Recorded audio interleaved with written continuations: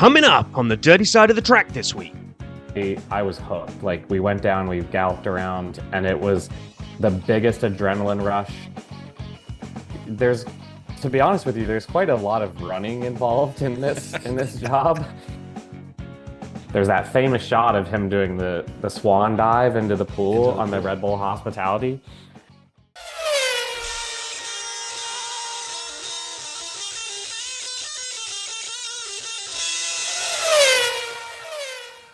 Hey now, welcome to the Dirty Side of the Track, America's leading Formula One podcast. I'm Brian, that's Rob. It's one of the off weeks. We're going to have a lot of them, but we're very happy you've joined us. Rob, how are you? I'm good. I think we may have set the bar way too high for our first off-week episode because we have one cracking guest that we just spent almost an hour talking to. It feels So like good. It was amazing. So much fun. It was amazing. So Great guest. hang around for that. In fact, if you want to hang around, you want to know who it is. It is award-winning photographer Jamey Price, who takes amazing pictures of not just F1, but many, many motorsports. So we had a great time chatting to him about that. So that'll be the meat of this sandwich today. And we will have around that, we've got news and social, a little bit that's been going on this week that we'll dig into. Brian's found a few things for the video vault. We've got a little smidgen of Cadillac Corner, and then we'll speak to Jamey. So that will be the way we roll today. That sounds great. Jamey is a great guest. Jamey, thank you for joining us. You guys will love it. I will say this about the news. Rob, you found all of it this week. I didn't have much. Like, I was watching. I just didn't see much in the way of news. So I'll let you jump in, and I'll add commentary, because normally it's a fairly balanced news bucket, but this week it's all Rob. Well, I mean, about 5 minutes ago, I thought you'd given up on the video vault this week, and then I just imagine my surprise when I open the notes up and it's suddenly Never. full. So, we both pull our weight here. Yeah, never. Okay, so I'm not sure this is a direct translation to an English phrase, because Toto thinks that Horner may have left too much broken glass to return to F1. I think I get the sentiment. I mean, it's a phrase.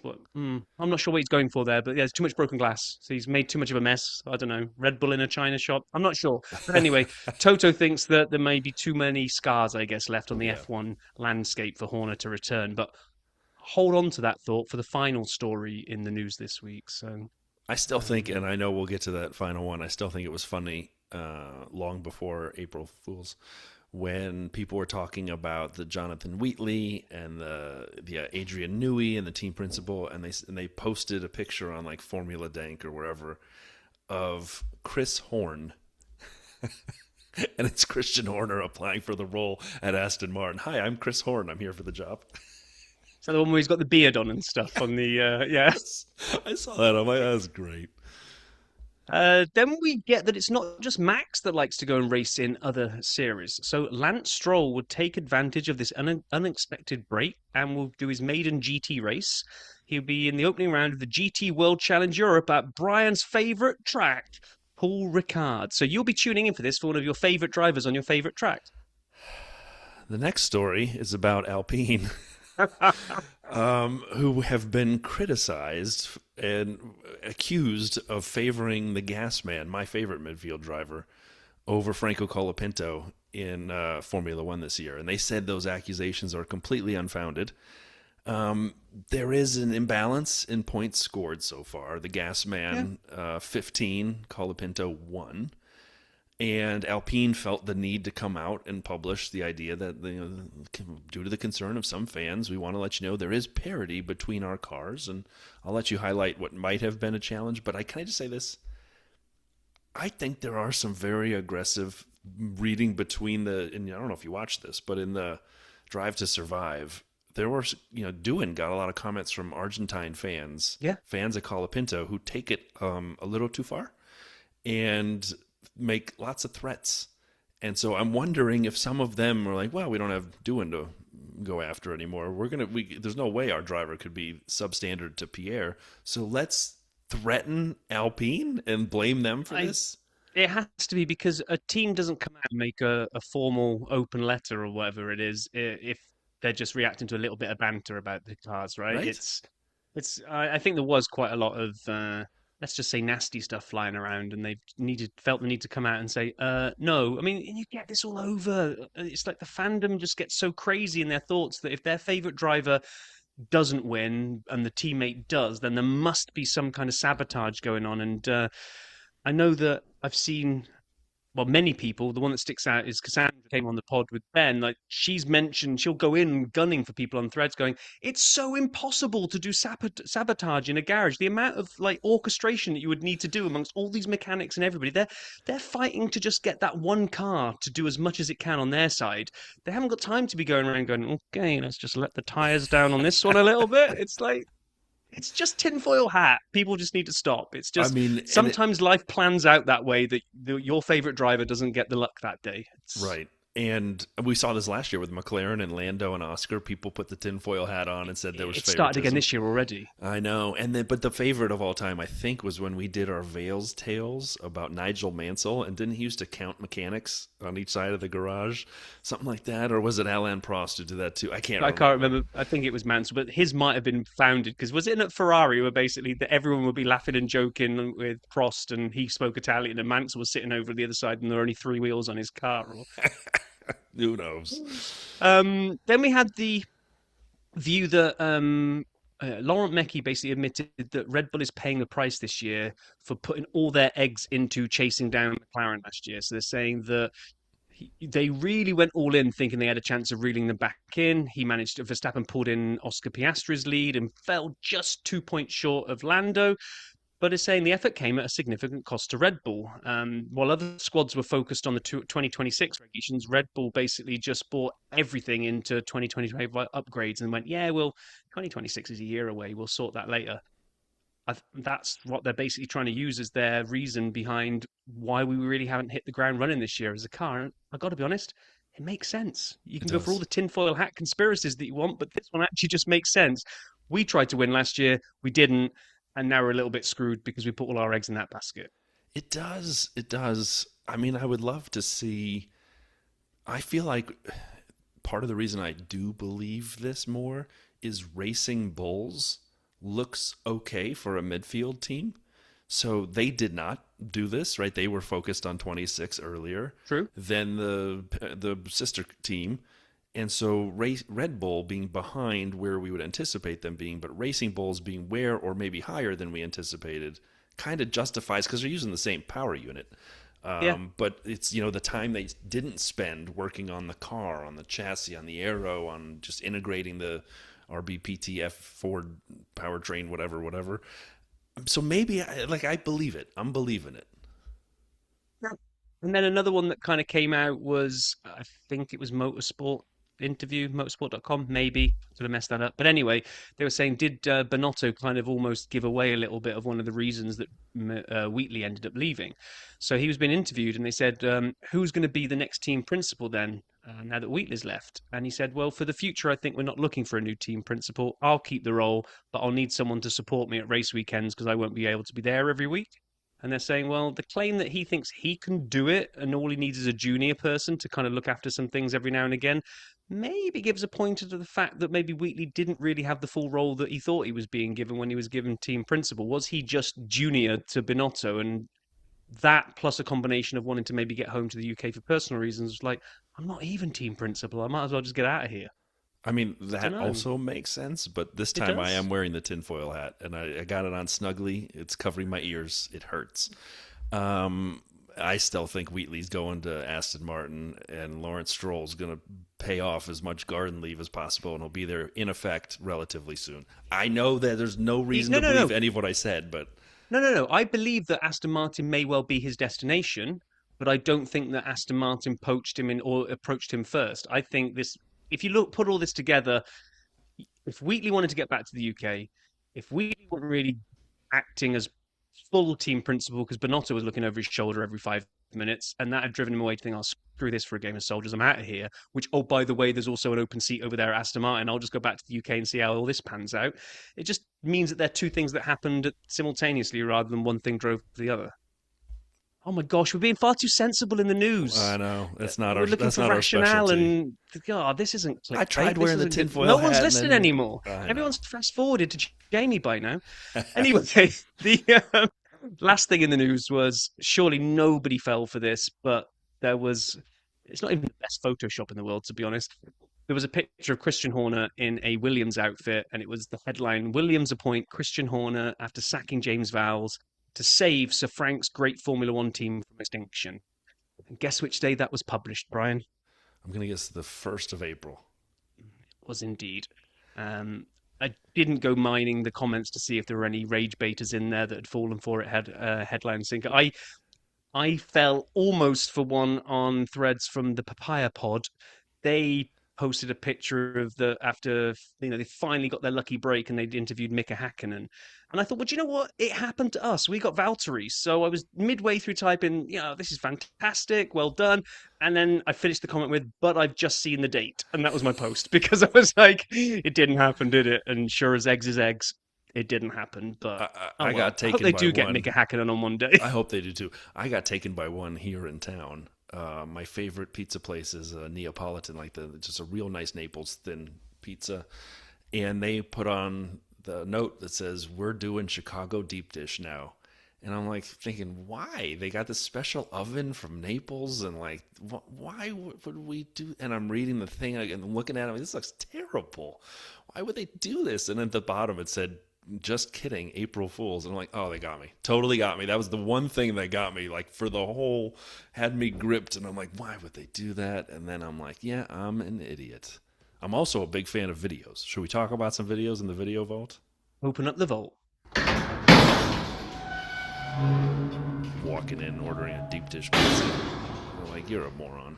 All right, so the video vault this week. First, topical. Answering your F1 photography questions, Jamey Price photo, 21 minutes. It was great. I wanted to have his YouTube channel in our show notes, so another way to find this. And I'm doing this for a reason, because his YouTube presence is excellent, as is his Twitter and his website, and you follow him on Threads, I think, as well. So anyway, a great video where he answers a lot of questions we did not ask. So after you're done watching and listening to Jamey here, feel free to check it out on his YouTube. You asked Carlos and Alex for dating advice. This happened on the Atlassian Williams F1 channel, 10 minutes. This was great. So it wasn't just dating advice. First of all, they just have people basically phone in to call Carbono, and they ask questions. And it's like, I am sentimental. How do I clear the clutter out of my room? And Alex is like, I don't have that problem. I just throw it all away. I'm like, well, all right, so we see how that works. But there were actual dating questions. Check it out. I enjoyed it. The two of them really tried to give advice. So kudos.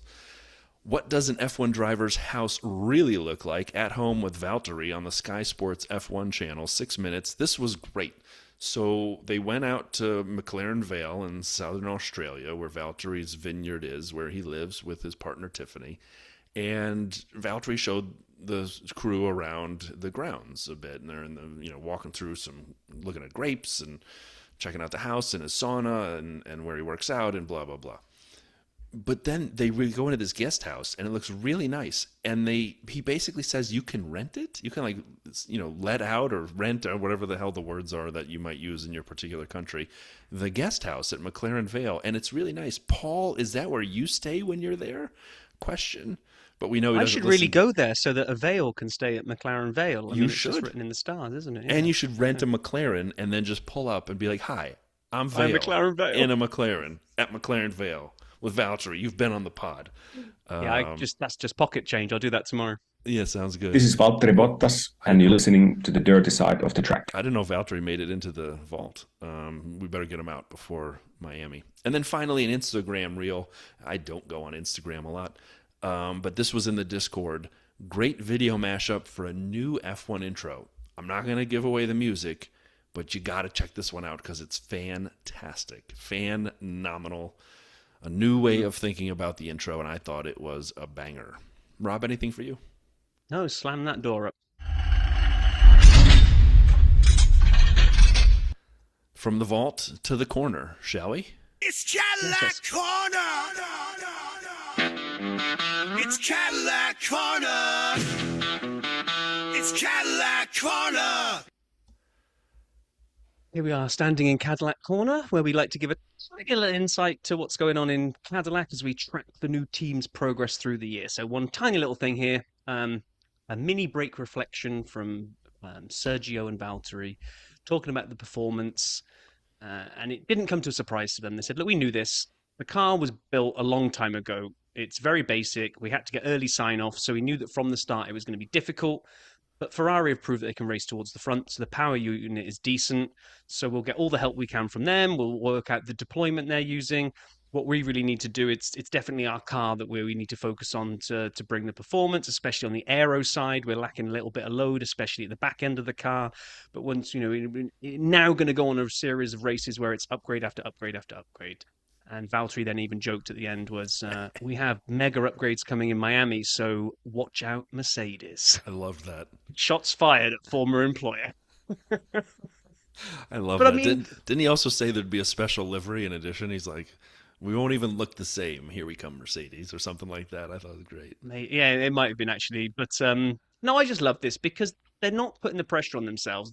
They are just acknowledging that look, making the grid was a win, finishing races is a win, doing it multiple times already is a win. They're under no illusion that there's going to be lots and lots of points or even any points on the table. They just want to be getting closer and closer. Now, Sergio did say his aim is to try and get a point by summer break, which I think that's great for him to aim for. Right.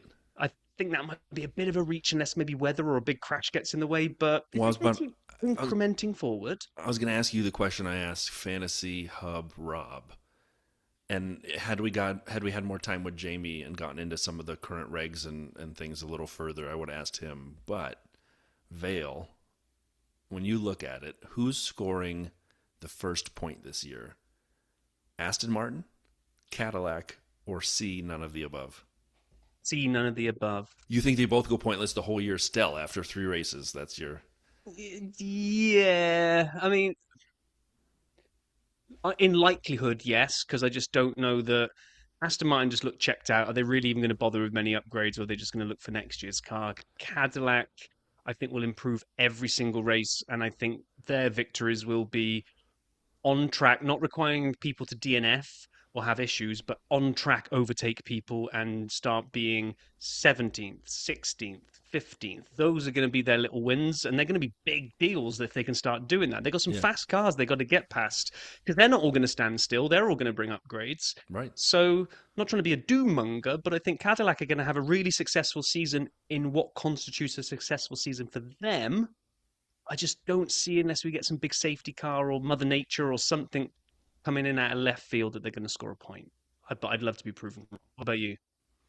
Yeah, it's hard. I mean, when you look at I know we're 3 races in, but where the championship is, if you take the top 10, who are the ones who usually score points, let's say, Arvid is 11, Isaac in a Red Bull, Bortoletto, Sainz, Ocon, we already talked about Colapinto, the Hulk. You got to get ahead of all them to get a point. You have. And so, you're right. Unless there's got to be some force of nature, something has to happen. Literally a storm like George's ridiculous second P2 in Spa from 21. Or the Alpine double podium in Brazil. Right, a torrential It's got to be that downpour. type of thing, I think, to really level the playing field. Because at the moment, they're a good couple of seconds back. They're not like the 4 or 5 seconds back that we saw pre-season. They're maybe only 2.5 seconds, but that's a lot in Formula One. So to both get your car to be 2.5 seconds quicker and hope that you're out developing the other teams around you, I just think it's a big ask. I'm gonna say yes. One of these teams will score a point this year, and I'm gonna say it's Cadillac. And I'm gonna say it's. Do I have to pick the driver? It's up to you. What you have to is your game. No, I'll say Cadillac will score a point, and then when one of them do, I'll say that's who I meant. But I think what you described will happen later in the year. Towards the end of the year, we'll see somebody with a wet quali put in a good lap early, a banker in early. Remember Magnussen, as we used to call it, in Brazil? That was for the sprint. But what if we saw something like that? If the car is decent enough with these regs and a yo-yo situation where you can pass back, and maybe either 3 cars you can't keep up with, the McLaren, the Ferrari, and the Mercedes, and now you can yo-yo with 7th place. I don't know, maybe. So I'm going to say yes. You get Cadillac one of will score these, a point. or you get one of these start lines that we've been waiting for over the first three, where somebody gets away like a rocket ship, somebody doesn't, and then we get the Valtteri goes bowling situation, and Right. like all the front runners take each other out. Now, if you imagine a race where even half of the McLarens, Ferraris, and Mercedes get taken out, if you get three or four cars taken out of the front runners, then it's all up for grabs, right? But Right. again, that's what I mean. It needs Yeah. something to happen, I think. I think you're right. So, But I think there will be a point for Cadillac this year. okay, well, there we are then. So you're on Cadillac's Christmas card list, and I'm not. So I am. right, let's switch gears, and actually for a little while switch sports and talk about horse racing for a while. Why I'm saying that all will become clear in a second as we take a listen to our chat with Jamey. Okay, we've been ridiculously fortunate a number of guests down the years that have brought all their different insights into what it's like being involved in the circus that is F1.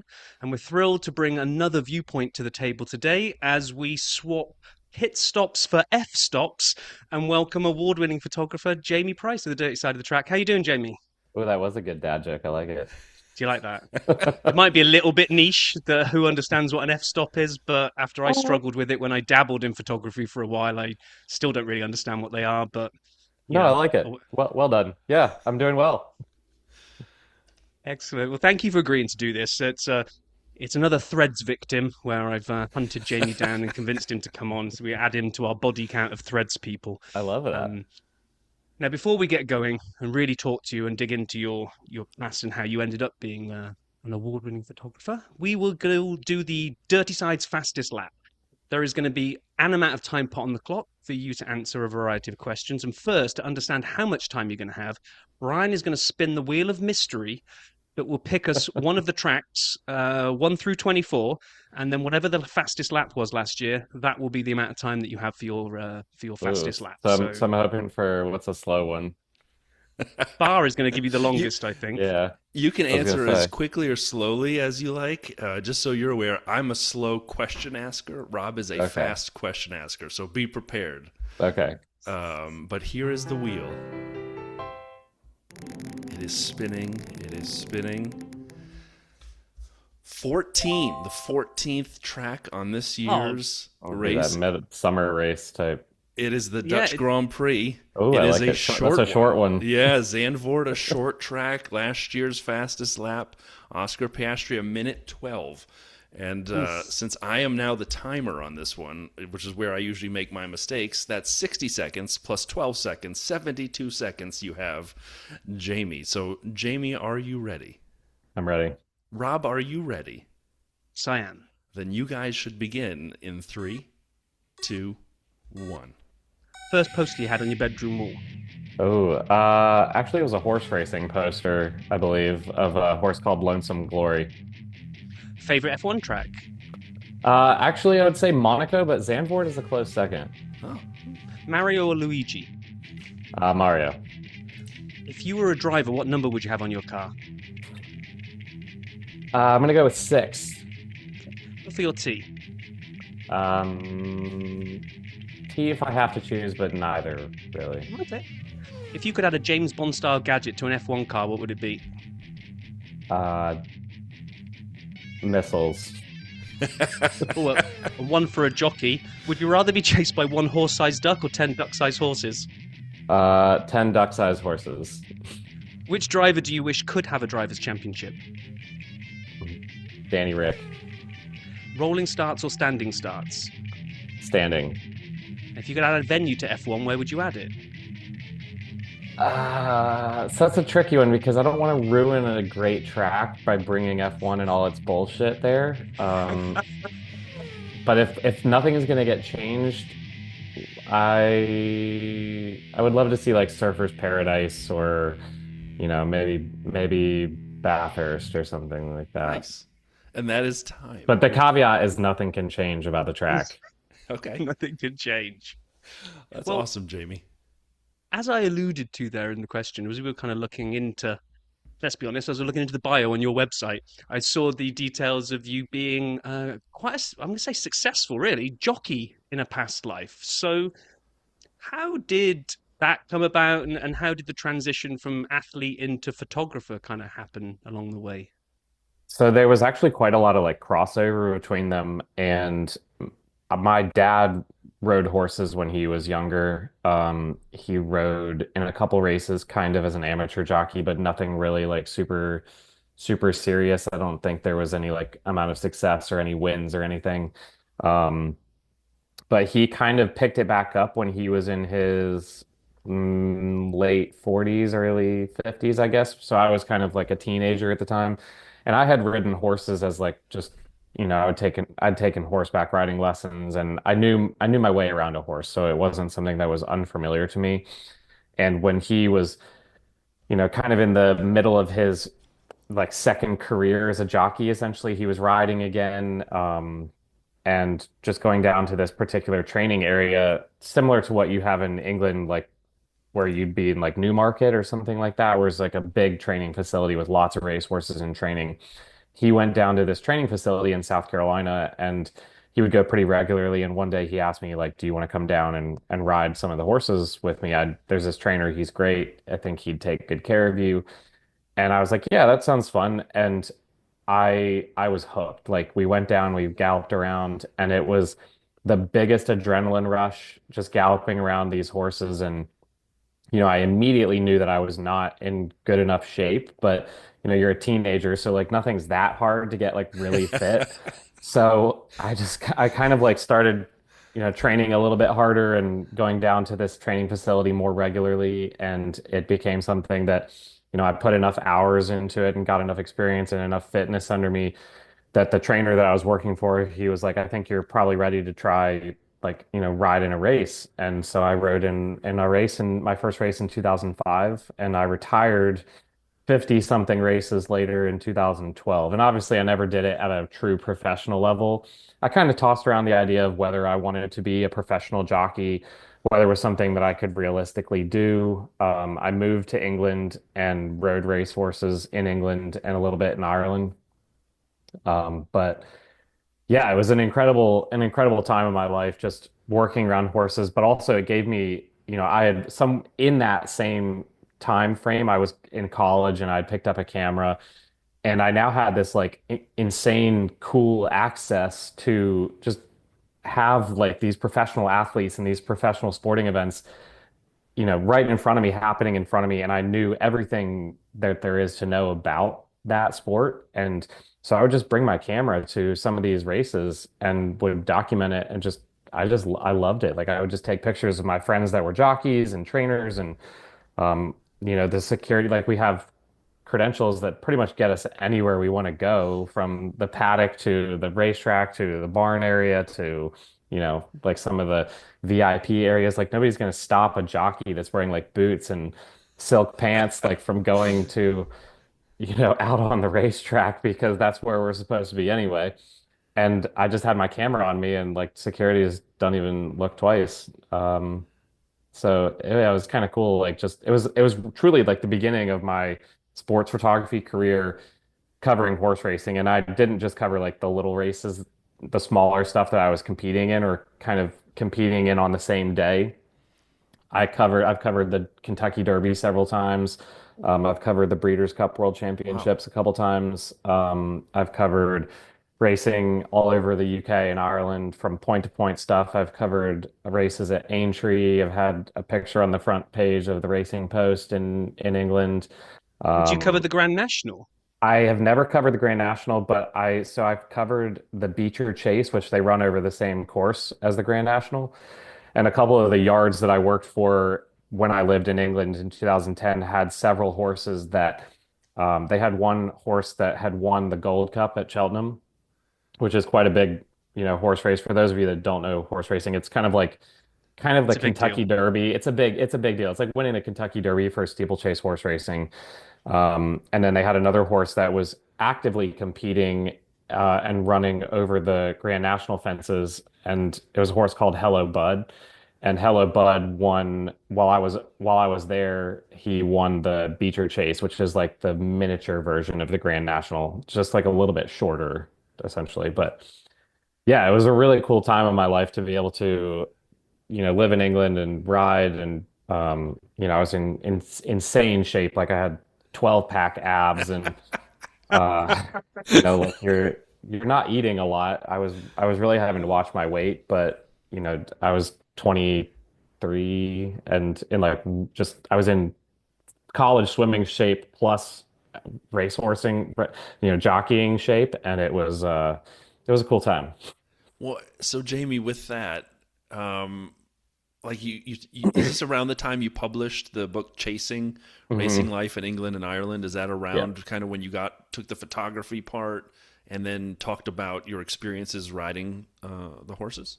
Yeah, I took basically I just had my camera with me every single day that I was riding horses in England and Ireland. And it was kind of just documenting my life. And it's such a beautiful sport, especially in England and Ireland. It's so different than it is in the United States where, nothing against Churchill Downs, but it's not that pretty. And Right. um you go to places like Newmarket and Cheltenham and Aintree and some of these places like these little it's just a field in Ireland, and they basically everybody just shows up with a trailer and a bunch of bookies like pop up their their betting odds for the day. And you have like the rolling Irish hills in the background, and literally you can't take a bad picture. And there's nowhere that says like that you can't go here. Like if you wanted to go watch from over here, like you just have to walk yourself over there and walk to the other side of the course. But it was really cool to I just had my camera with me everywhere, and I came home with thousands of pictures of horses galloping up the gallop at sunrise. Like literally, there's the sun is shining, you have silhouetted horses and beautiful fog rolling in. And if you can't take a pretty picture out of that, like I don't know what to tell you. But I That just had my is camera with me everywhere. that is amazing. So I live just outside Chicago, and our local track is Arlington Park, which Yep. was shut down a few years ago and now might become the Bears' home. Wow. Find out or not, but definitely not a beautiful location because No, you it's catch the not. train going by one side, or the highway on the other. But It's different. It's very different. It's a different sport here in the US, and I yeah. loved my time in in the UK. And just it was a really beautiful thing. It was a beautiful sport. It is a beautiful sport, and I'm, thankful to have had the experiences that I had. So So when did you go ahead, pivot Ron. across then and decide to swap fast horses for fast cars? Yeah, That that was was it. my Was it just question. a natural progression of the photography and then just looking for another avenue to explore, or how did that come about? It was kind of in the middle of all of that, in the middle of my more or less racing riding career, that I kind of realized that maybe I wasn't, I'm not small. Like I'm 5'11" in US terms, so I don't know what that is in centimeters, but I'm not short. And everybody's like, "Oh, you're tall to be a jockey." It's like, well, it's never been about the height. It's always about the weight. If you can make the weights, you can be 7 feet tall, but you don't have a 7 foot tall guy that can make the weight, because you have to have the weight to get to what the racing stewards tell you. This is what you need to weigh for this race on this horse. So yes, I'm not quite 6 feet tall, but I'm just a little shy of that. I'm 5'11", and so as I got older, it got harder to make those weights. I was running with trash bags in the morning. It was kind of like I wasn't ever like sticking my fingers down my throat to make myself like lose weight that way, but I was doing everything else that I could, like, celery and lettuce and just water and just really just nothing that would stick to your body in terms of fat kind of content. So as I got older, it got harder, and I was no longer 16, 17 years old where you could just shed weight without even thinking about it. And I kind of got to the point where it's like, well, I don't think I'm good enough to be a professional jockey. Like I was okay. I won races. I had some great rides. I had some great horses. I had great connections. But is this the life that I want? And ultimately, the answer to that was no. And during that time, I knew that I was very much in love with photography and documenting events and documenting what it was like to be at those events and what the atmosphere is like. And I had a couple, opportunities when I was in college to be an intern with a couple different newspapers. And I just had like a half of a foot in the door with the true sports photography world, where I was really loving that like photography aspect, but I was still very much like riding racehorses and being a full-time athlete essentially. And I got to that point where I was like, I'm just going to pivot. I need to pivot to like sports. And I took some of the contacts that I'd made throughout the horse racing journey that I'd had and covering some of the bigger races like the Kentucky Derby with Getty Images. And Getty Images is like globally the largest agency. They pretty much bought or absorbed every other essentially competing agency of photography in the world. There's only a handful of them that exist outside of Getty now. And so I met quite a few people through my just working through Getty covering horse racing. And so it really was just a networking. I would meet somebody, they would introduce me to somebody, I would work with somebody, they would introduce me to somebody, and it just kind of like continued to snowball to different opportunities, different things that I was doing. Um, yeah, it was kind of it was a fairly natural progression. It wasn't overnight by any measure, but it did make sense for because ultimately anytime anybody asks me like, well, how do you do what you do? It's like it's not really even about the pretty pictures you make, it's about who you know. Yeah. So yeah, you meet a lot of people. I had an interesting story. They're like, "Oh, you're a jockey and you're taking pictures out here instead of riding." It's like, yeah, I'd prefer to not end up in the hospital at the end of the day. Well, and in one of your recent videos you posted on your YouTube, and we'll have a link to that. You talk about it being competitive, right? Being a photojournalist and being a photographer, it's competitive. You want to be better than everybody else, and I loved hearing you say that because that, as you say, for anybody, life is competitive, and Yeah. so your aspect, it didn't happen overnight. You had a good story, but of course, networking and getting into it. I guess I'd be curious as you became entrenched as a motorsport focused photographer, and you obviously have talent at what you do. By the way, JameyPricePhoto.com, because he's got some amazing shots out there. That said, when you started doing this, what were areas of doubt for you, and how'd you overcome them? Like, I know a lot of people listening are thinking about different careers, not necessarily in F1, not necessarily in photography, but I'm always interested when someone kind of makes a pivot. And you've started as a photographer, and you said, "No, I'm going to do motorsport," and you make these networks. Like, was there ever a time where you said, maybe this isn't for me? And what It might that was have it been? was always for me. That's the thing. Like I know so many interesting people and just the racing industry is such a cool like melting pot of different people, like not just F1, but every side of racing. And for me, it was always like this isn't for me. It was more how do I like make this stick beyond just one race or not even a season or a handful of races, but like, how do I make it stick permanently? Because that's still, even to this day, I get one of the kind of funny questions, I guess, I get asked.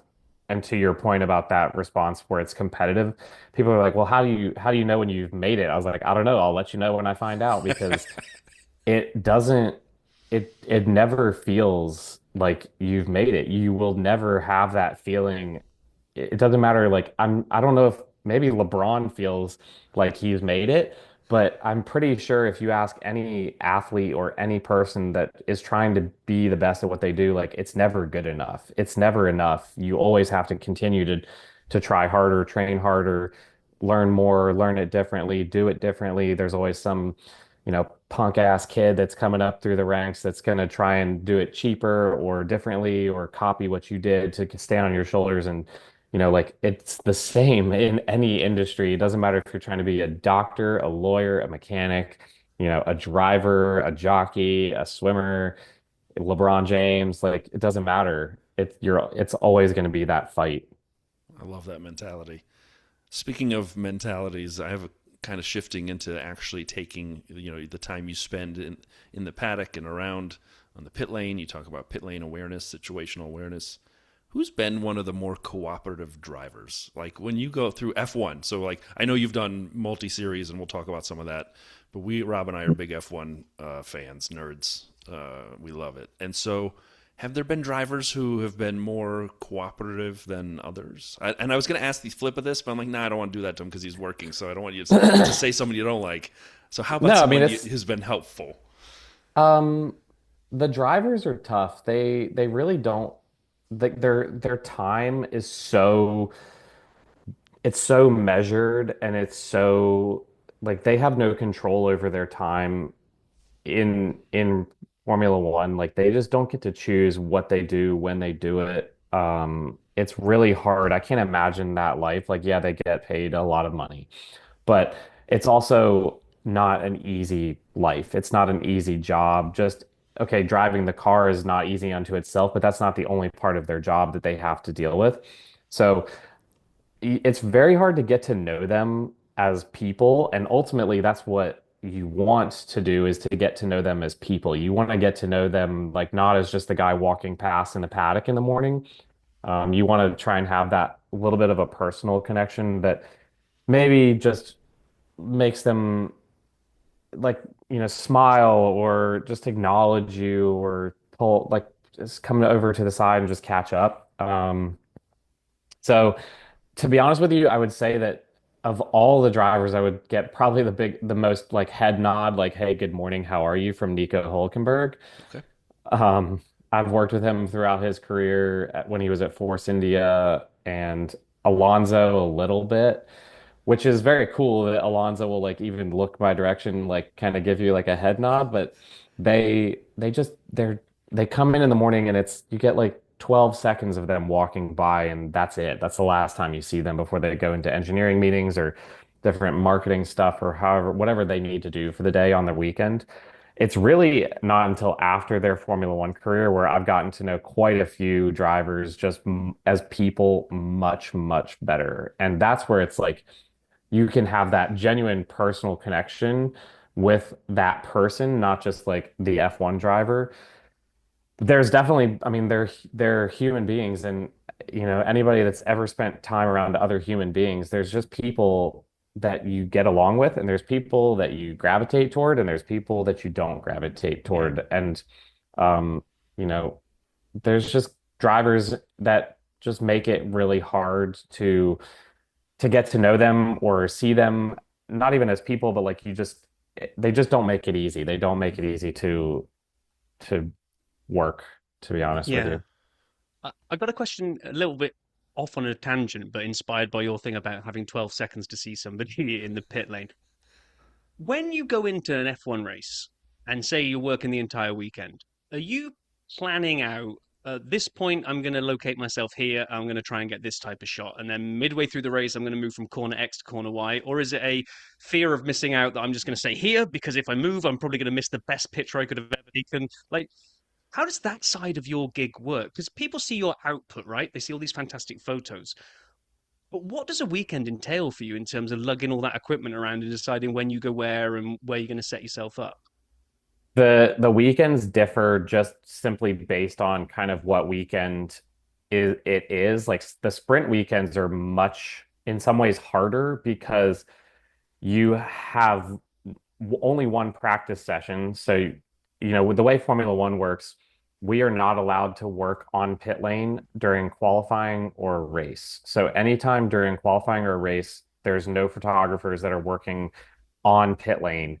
There's maybe five vests that are given to people to stand on the pit wall during qualifying or a race. But if you have a pit wall vest, then you don't get access to go like you're never going to leave that pit wall. Like that's where you're going to be stationed for most of that session. So a sprint weekend, you have one practice session to maybe work on pit lane, but also, that's kind of the part of the weekend where you want to go get those like the stock photos of here we are at Spa or here we are at Zandvoort or here we are in Miami, Monaco, pick a track. That's kind of when we do that. The pit lane almost looks the same every place we go. There's a few exceptions like Monaco and very few people will even work on the pit lane in Monaco because you don't go to Monaco to stand on pit lane. Like you go to Monaco to like go in the tunnel or go to, Portier or whatever iconic corner you want to go to. But you don't go to Monaco to stand on pit lane. So The sprint weekends feel a little bit harder because the sprint race itself isn't that long. So you really only get like a start shot, maybe one or two corners around where you are, and then you got to walk back for, you know, the podium or the parc fermé type situation, whatever that, however they're doing it, depends on who's winning. Um, yeah, and then the longer, like the actual like normal Grand Prix weekend where you have three practice sessions, a qualifying, and then a Grand Prix, you would kind of decide partially based on what track you're at, but also with the weather. The weather dictates a lot of things. Where you might want to go if it's going to be raining, if it's going to be sunny, if it's boring gray and cloudy, then none of it matters. Like you just kind of just pick a spot and you just walk out there and do the best you can with it. But if you have like extreme weathers where it's, bucketing rain or bright and sunny, you have to kind of weigh those things and figure out where you're going to go based on the light. And then, but most of the time for the actual like Grand Prix, like a normal Grand Prix, I work for a part of an agency, so there's at least four other people generally working for the same agency. So all of our pictures are essentially combining together to cover the weekend. So it's not just me, it's not just one other person. We're a team, and so like any team sport, you figure it out as a team. So if, for Australia, for the Australian Grand Prix this year, I was at the turn two, like raised platform tower. So basically they hit the apex at turn one and then immediately turn toward you at turn two. And I was in the turn two tower for most of the race. You have to kind of get the action stuff, passes. Turn one is a good passing corner. So when they get to you at turn two, like they're kind of side by side. It's an important start shot. There's just a lot happening. So really, you are part of a team, and the team kind of says, this is where you're going to go. This is how you're going to cover it. To be honest with you, covering the actual race isn't always tons of fun because sometimes these races aren't that good. I know You're just we kind have to of try and talk about them. right. So you're just kind of waiting for something interesting to happen. And even with the new regulations, it's like, okay, here's a shot of Charles leading George. Here's a shot of George leading Charles. They're they're just kind of going back and forth, but they're not actually like passing each other, if that makes sense.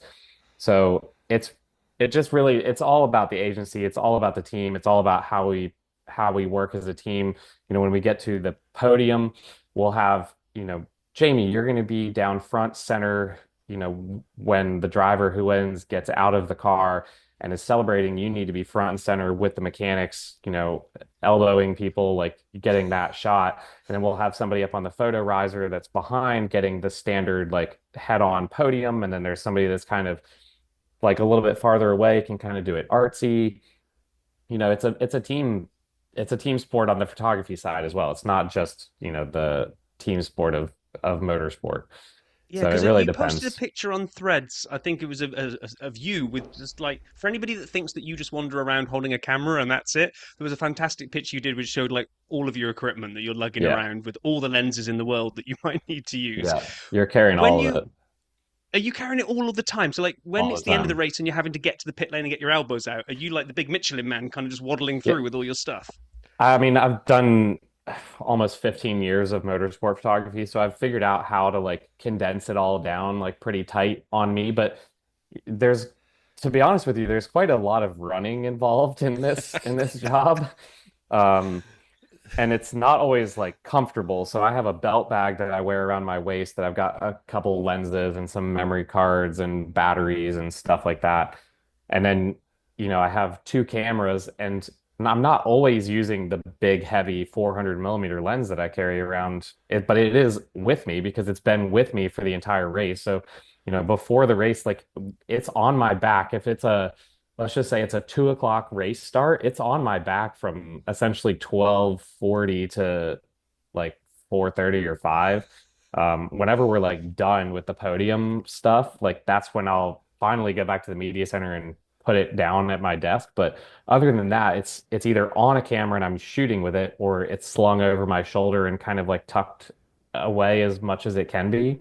And I've figured out how to like kind of tuck it all in as much as you can. But then you have to sprint to the podium, or from a garage where the FIA kind of holds us all. You have to sprint from there to the podium, or you have to sprint from turn one back to the where they hold us all. Like there's a lot of running, and it's not always fun. And when you have a race like Miami where it's 90 degrees Fahrenheit and 7,000% humidity, and the sprint race last year, it was pouring rain as we were like going to the grid.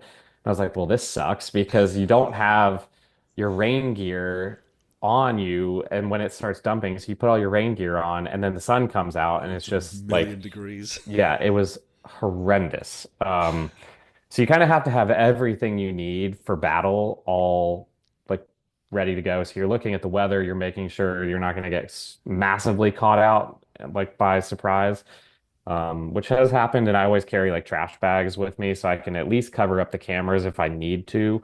If I get wet, I get wet. But the cameras, at a certain point, you can't just take a shower with them. So, I'll cover them up, and you just have to have what you would need to survive a day outside working in any condition. Jamey, you recently talked about on one of the YouTubes on your channel that you love the energy of F1, but the pictures are harder to kind of make great. But that Endurance Championship, IMSA, other series kind of often give you easier, good pictures. I'm Yeah. paraphrasing poorly. You know where I'm trying to go. My point, though, is it is a team sport, what you're doing now. If you could go do back in time, take photos of any racing event, and I asked about the other series to open it up. Is there anything in the history of racing, motorsports, that you wish you could have been at taking photos? Whether it's, the first F1 race in 1950, official one, or any event, a NASCAR race, endurance championship. Is there anything you say, boy, I wish I'd been there? Yeah, I mean, I look back at some of the pictures that my colleague, like some of my legitimate colleagues were around for. There's still people like Paul Enrique was, photographing F1 races in the 60s as a kid with his dad, who was a legendary motorsport photographer, and just some of the pictures that he has from the 70s and early 80s it just looks like very pure. And I I listened to an interview that Will Buxton gave very recently, like maybe in the past couple days or so.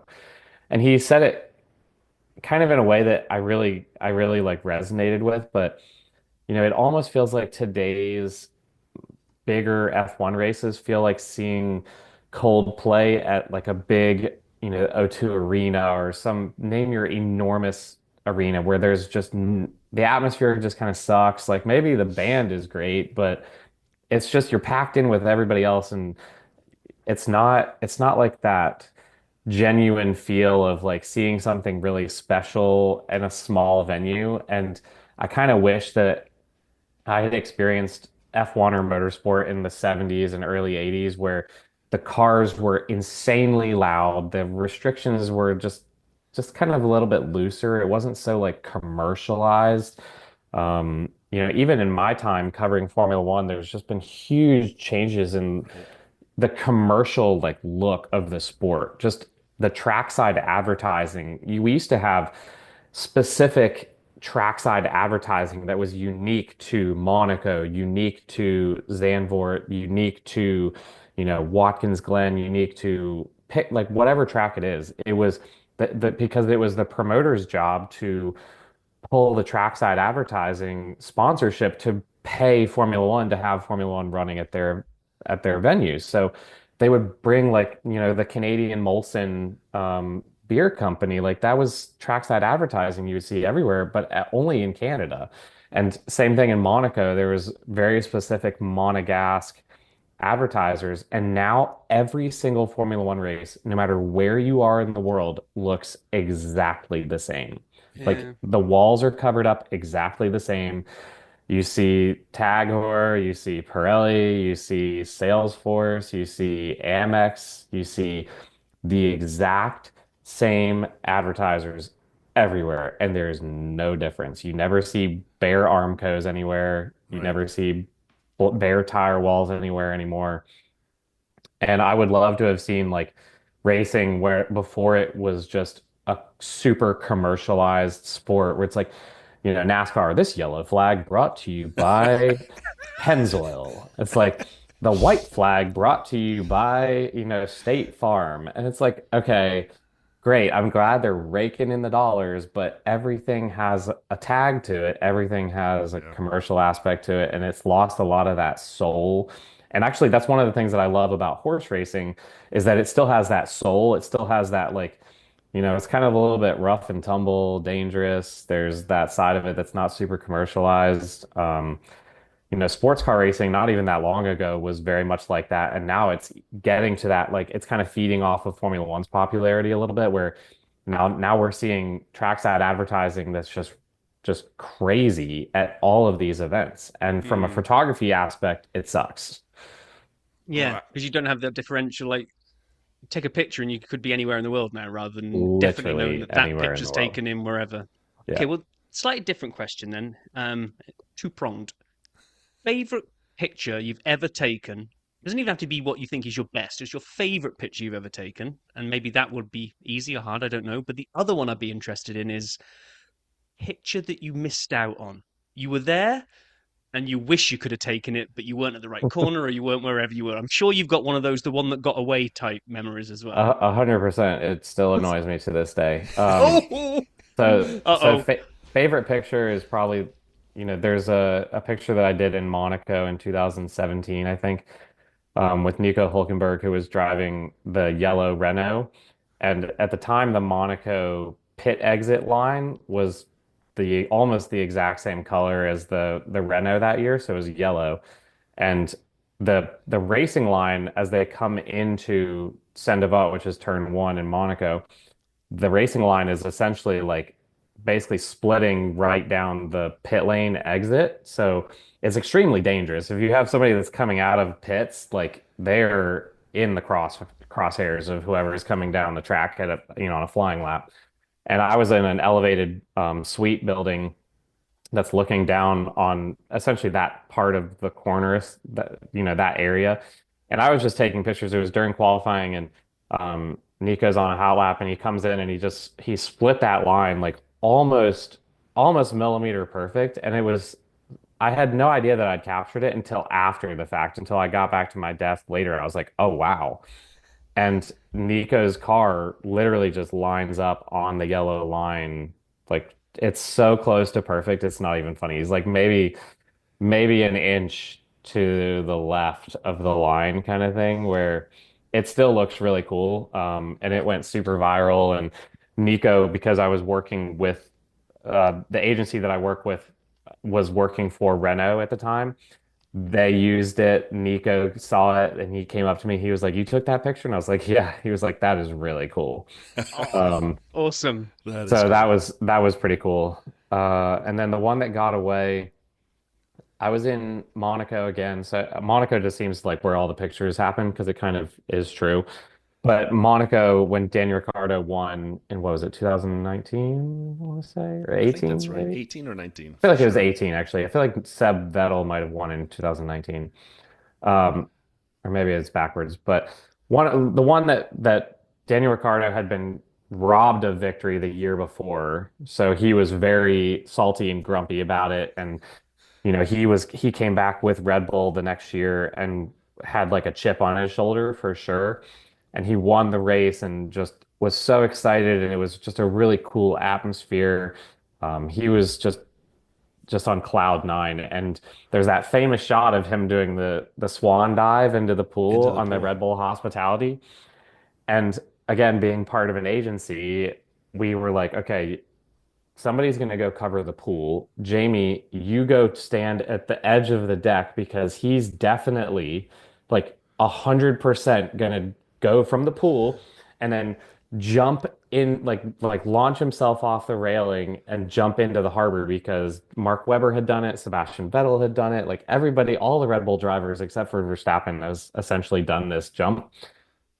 And and I was like, okay, like that sounds good. I'm gonna get Daniel Ricciardo like flying off the balcony with like an Australian flag hanging behind him, doing the swan dive into the harbor.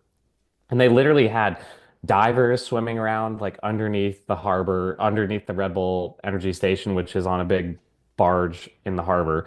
Everybody's ready for Danny Rick to do this. Like there's no question it's going to happen. And I can't even see what's happening, but I hear a big like, cheer, applause, like clapping, laughing. Everybody's like, way. Like, so basically he did the famous swan dive where everybody's watching him. And then he just like gets out and just goes to the press conference. And I got nothing. Like there was like three or four of us that were against the railing, like waiting. Like this was it. This was our moment. And we got absolutely nothing. I And will. I will forever be like I'll ever forever see that picture of Danny doing the swan dive into the pool and I'll be like, yeah. What could have been? When you started with the Monaco, I didn't know where you're going with the Hulk and the line. I thought you were going to say the couple of people in swimsuits watching the race. That's a good one too. I do like that one. I think it's a pretty good one as well. Um, so, can you talk to us a little bit about paddock focus and how you started that and what it does for people? Because I think that sounds pretty neat, actually. Yeah, it was really fun. It's been fun to do it. So my colleague Drew Gibson, who's a very well-known sports photographer or sports car racing photographer, he covers Le Mans. He works for every manufacturer you can think of, from Ford to Aston Martin to Genesis, and name your brand, and he's worked for them.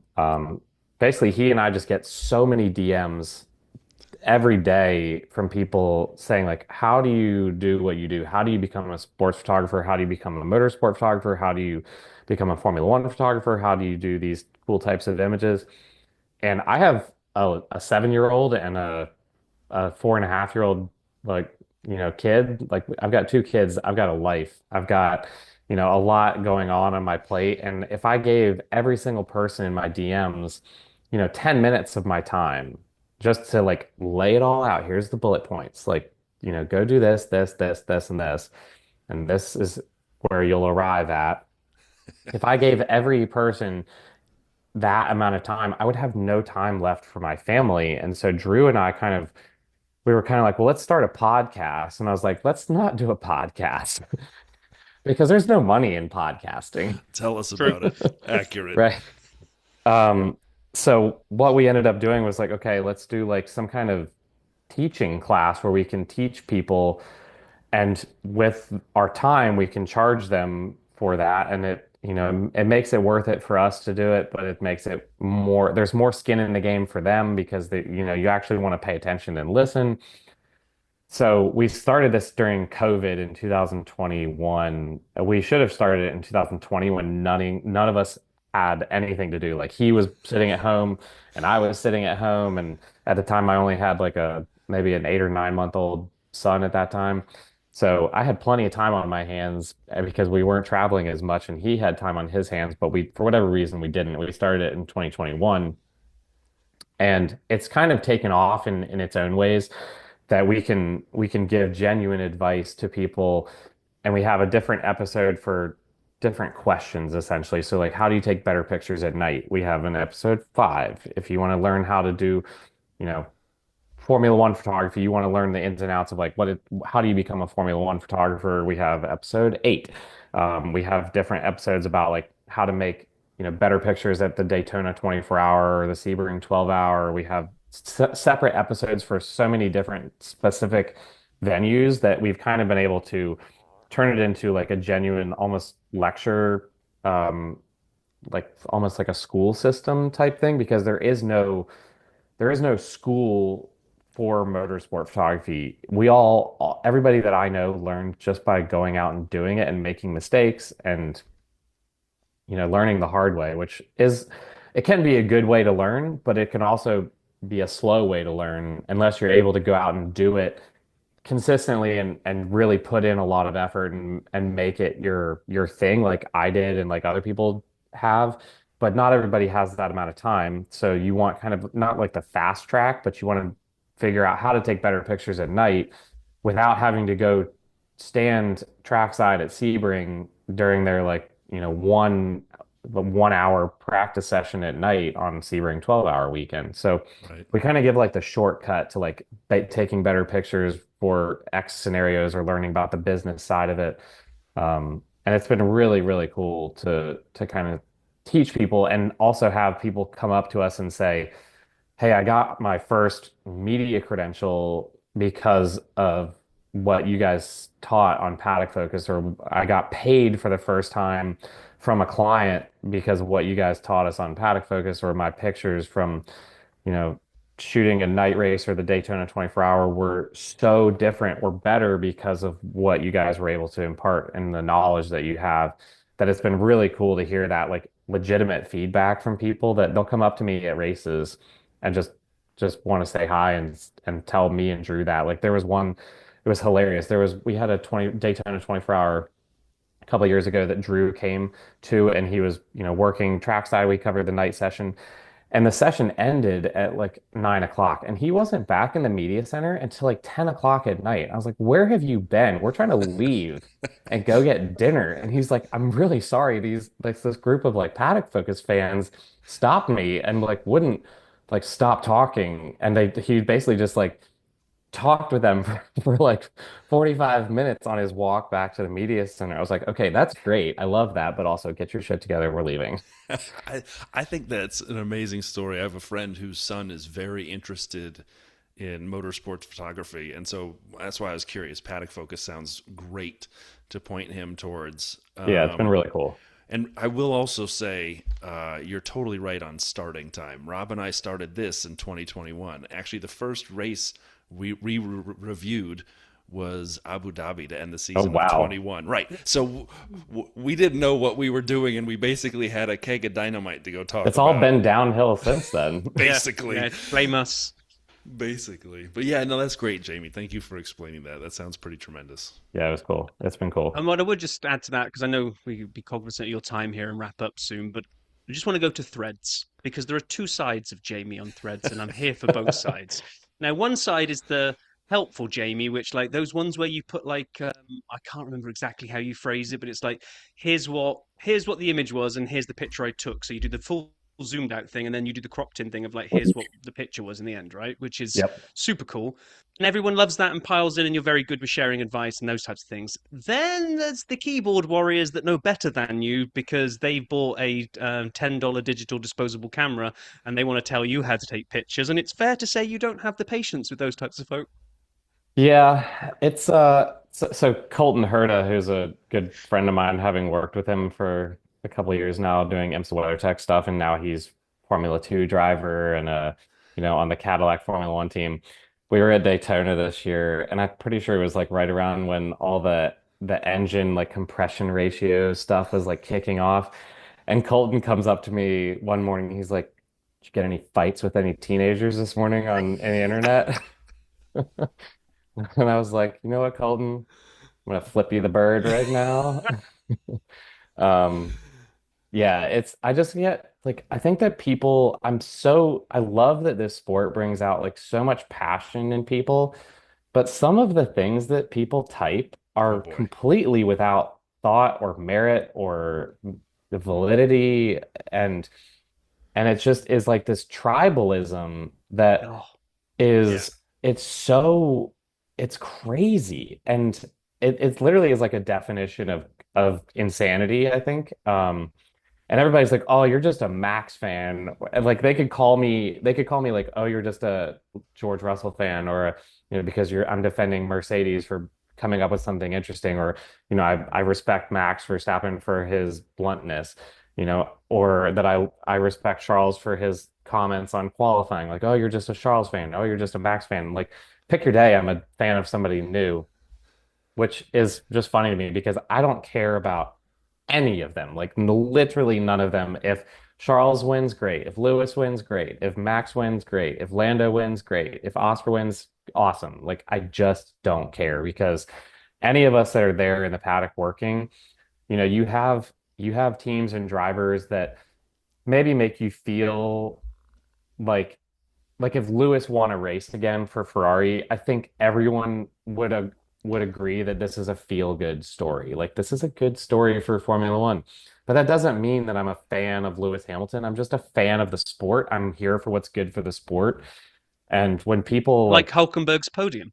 right, It's like just a what, feel who, good moment, right? right, who's pulling against Nico Hulkenberg to get on the podium? Like, who's pulling against Lewis Hamilton to get a win with Ferrari or like even be knocking on the door for a championship? Like, I think that's what I'm here for is racing. And I see some of this stuff online and I just think like how did you get this far in life with Right. this with these comments and thoughts that like just defy logic and common sense? And I'm happy to like I'm very sarcastic. Like part of it's just growing up around, a bunch of chain smoking jockeys in the jocks room. And living in England and Ireland, it's like that's just the language that we speak in some circles. And I'm now work with a lot of people that are from a part of the world where sarcasm is just a native language and Americans don't really, it's not as common of like just how people talk to each other. And everybody's like, "Oh, you're so pressed." I'm like, "No, I'm just being sarcastic and you don't understand it." I, I I gotta just say this really fast. Unrelated. My daughter, when she was little, could not figure out sarcasm when she was like 3, and she would try to use because my wife and I are incredibly sarcastic. I think that's why Rob and I get along so well. And she would say something in a sarcastic fashion, and then under her breath, quietly at the end of the sentence, she'd say sarcastic. And I'm like, well, that's one way to do it, kid. So that's how you're gonna When you do have it. to throw the disclaimer on it, like, Exactly. you know, So, it Jamie, it we depends. It yeah. depends on like if I have to throw the disclaimer on it. Generally, yeah, I don't.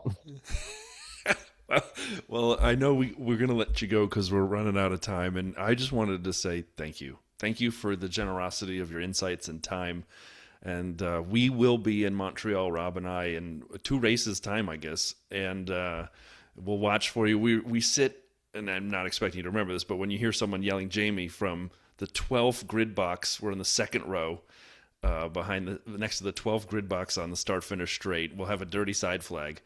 So on And the driver's right side, yeah, yeah, like in the got it. Yeah, stands. yeah. Yeah. Yeah. So like We we're still to this day claim that Hajar said hello to us. I mean, it, probably said hello to the entire Grandstand 12 or whatever, or 2 or whatever the number is, it but was us. it was us. Whatever. No one else was there. Just take it. Yeah, exactly. But when you see us yelling hello, feel free to sarcastically respond however you like.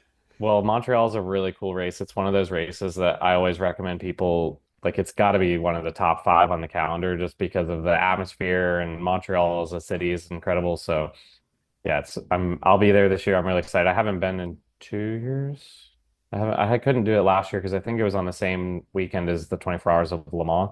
So I was in France for a better race, but yeah, it was I'm excited to go back to Montreal and I hope they've fixed these regulations by then. Yeah, us too. Us too. All right. Well, thank you so much, Jamie. We really appreciate it. And we'll My in the pleasure. show notes have links to everything. And we talked about your website, which is amazing. And by the way, I look forward to buying your book, Racing Unfiltered. But people should go check that out too. Thank you. Appreciate it. Yeah, thanks a lot, Jamie. Cheers. Thanks, guys. Jamie, thank you so much again for joining us. That was a lot of fun. It was great getting a chance to meet him live via the video, and just awesome. Thank you for making the time for chatting with us. Yeah, really appreciate the time. And we're definitely bringing our flag and waving it like crazy people in Montreal to try and get a picture. I'm pretty sure a picture of us won't rank up alongside his memories of like favorite pictures. Why I've got would to you go and say check out that? that Hulk picture now. But Why would you what say I that? You did haven't like, seen my outfit? I'm planning my outfit for Montreal. It's going to be no, great. no, no, no, no, no, no, no. Um, what I did like though when talking to him, and if you only listen to this rather than seeing the YouTube, when I asked him the question about the picture that got away, you could see it in his eyes straight away. He knew exactly what picture it was that he'd missed out on. I was like, oh boy, have I touched a nerve here? He But definitely knew. He definitely knew. That was great. awesome. So yeah, we'll be hunting down others now to come on this pokey little pod during the rest of the break and see where we go from there. But yeah, brilliant. Thank you so much, Jamie. Great. So yeah. Agreed. Jamie, thanks. Everyone, thank you for listening this week. We will be back in 1 week's time. With what? We don't know yet, but we'll have something fun, we promise. Be well, be safe, everyone. Have a great week.